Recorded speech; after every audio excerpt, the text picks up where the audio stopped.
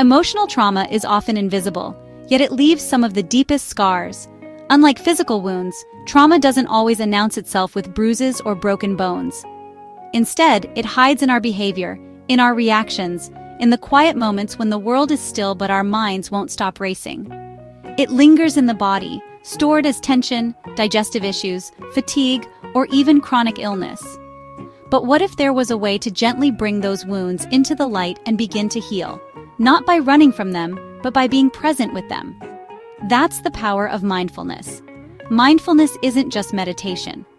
It's the practice of being fully aware of what's happening in the present moment without judgment. And when applied consistently and compassionately, mindfulness can be a powerful tool for healing emotional trauma. Let's start by understanding how trauma affects the brain.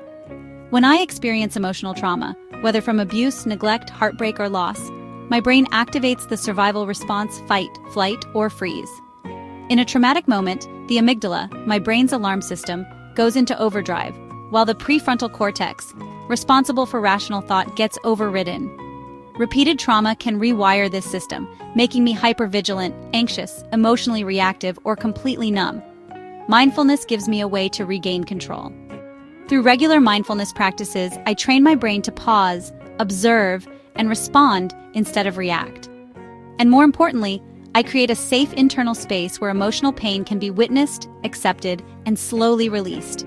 So how exactly does mindfulness help us heal emotional trauma? First, awareness without judgment.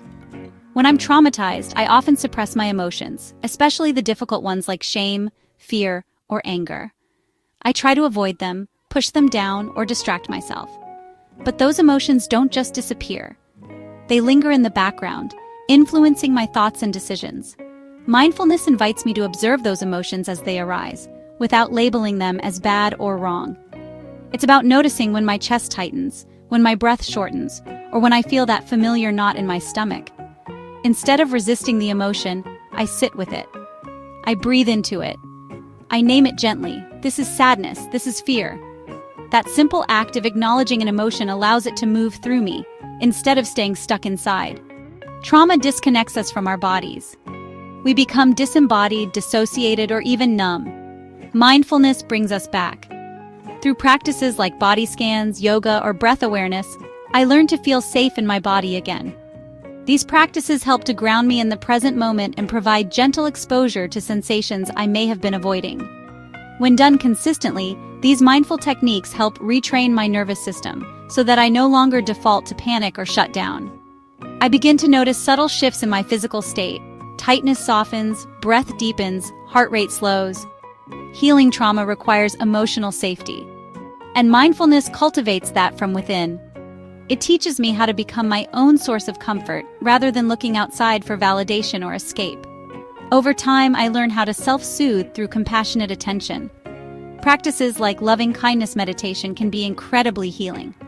I begin by silently repeating phrases like, "May I be safe.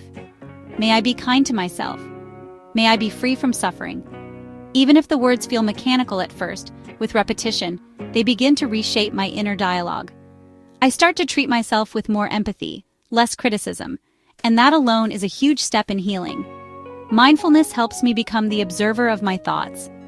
This is powerful because it creates distance between me and the stories my trauma has written in my mind. Trauma often tells me things like, "I'm not good enough. I'm broken. I can't trust anyone." But when I practice mindfulness, I start to hear those thoughts for what they are, just thoughts, not truths. I begin to rewrite the narrative. Instead of reacting from the place of my wound, I respond from a place of awareness. That creates space for new stories to emerge, stories of strength, of growth, of possibility. Emotional trauma damages my sense of trust, both in myself and in others. Mindfulness doesn't force me to fix that overnight. Instead, it encourages me to rebuild moment by moment. Each time I show up to my practice, whether for 5 minutes or 20, I am sending a message to my body and mind. I'm here. I'm listening. I'm safe. Over time, that message becomes my new truth. I learn to trust my body's signals again. I begin to make decisions not from fear, but from clarity. And slowly, I rebuild a connection with myself that trauma may have severed. Healing from emotional trauma is not linear. There will be setbacks. There will be resistance. And that's okay. The point isn't to force healing, it's to allow it. Mindfulness gives me the space and the tools to do just that. So if I'm struggling with emotional pain, I remind myself, I am not broken. I am healing. And with consistent, compassionate mindfulness, I can move from surviving to truly living. One of the most misunderstood aspects of emotional trauma is that it doesn't just live in the mind, it lives in the body. Traumatic experiences become embedded in muscle memory, nervous system patterns, and subtle layers of tension that I might carry without even realizing it. That's why, sometimes, traditional talk therapy isn't enough on its own. I need practices that go deeper, ones that reach the body's stored memory and gently release it. Mindfulness, when integrated into somatic or body-based exercises, becomes one of the most effective tools for this. Let's look at how mindfulness-based practices can physically support trauma healing from the inside out. The first is body scan meditation. It's a simple but powerful technique that helps me restore awareness to areas of my body I might have disconnected from because of pain, shame, or fear. Trauma can cause me to dissociate, to mentally check out from my body to avoid feeling the pain stored there. In a body scan meditation, I slowly bring attention to each part of my body, starting from the feet and working up toward the head. I'm not trying to change anything. I simply observe, are there sensations? Is there tightness, warmth, pulsing, or even numbness? Can I breathe into that space and send compassion there? By observing without judgment, I'm slowly teaching my nervous system that it's safe to inhabit my body again. With regular practice, this helps rewire my brain to trust physical sensations rather than fear them. The next practice is grounding techniques for trauma recovery. When I feel overwhelmed or triggered, grounding is essential. Grounding uses the 5 senses to pull me out of panic or dissociation and into the here and now. Mindful grounding can look like holding a cool object in my hand and noticing its texture, pressing my feet into the floor and feeling the earth support me, or listening to the distant sounds around me, birds, wind, or even my own breathing. These techniques activate the parasympathetic nervous system, the rest and digest mode, which calms my body and reduces adrenaline. They're small but powerful interventions that help create emotional safety in everyday life. Trauma-sensitive yoga isn't about stretching deeper or perfecting a pose. It's about creating choice, awareness, and presence in the body. Many trauma survivors feel like they've lost control over their body. Yoga, when taught mindfully and gently, gives it back. In trauma-informed classes, instructors offer options instead of commands. There's no forcing. Every movement is a personal invitation. Notice what it feels like to lift your arms. If that doesn't feel safe, you can stay where you are. This approach shifts the focus from performance to awareness. You're not trying to escape your body, you're learning to feel safe in it again. The breath is the fastest way to access the autonomic nervous system. When you're anxious or triggered, your breath becomes shallow and rapid. Mindful breathing counteracts that by engaging the vagus nerve, which slows the heart rate, relaxes muscles, and quiets mental noise. 2 simple trauma-sensitive techniques include box breathing. Inhale for 4 counts, hold for 4, exhale for 4, hold for 4, repeat. Extended exhale breathing, inhale for 4, exhale for 6 or 8. Longer exhales signal calm to the brain. What makes these powerful is not just the rhythm, but the mindful attention you give them. Each breath becomes a reminder I am safe right now. I am in control. Writing from a trauma-aware perspective isn't about rehashing what happened. It's about noticing how certain emotions show up in the body and using that awareness as a guide. You might ask yourself, where do I feel this emotion? If it had a color, shape, or texture, what would it be? What does this part of me need right now? This type of journaling reconnects mind and body, helping you make sense of emotions that may have felt overwhelming or confusing. With mindfulness, journaling becomes less about storytelling and more about emotional processing. These body-based mindfulness techniques aren't quick fixes, but over time, they help gently unravel trauma's grip, one breath, one movement, one moment of awareness at a time. When you integrate them regularly into your life, healing becomes not just possible, but inevitable. Many people think mindfulness is just about sitting still and being quiet, but it's much more than a moment of calm. Mindfulness is a powerful tool for healing our minds, especially after difficult experiences. It's not about emptying your mind, but about paying attention to the present moment with kindness and without judgment. Trauma can leave our brains stuck in patterns of fear and stress, making daily life hard. Mindfulness gently helps us notice our thoughts and feelings without being overwhelmed by them. This creates space between us and our reactions, giving us the power to heal. Imagine your mind as a garden after a storm. Mindfulness is the gentle work of tending to it, planting seeds of awareness and compassion. Over time, these seeds grow into resilience, helping us weather future storms.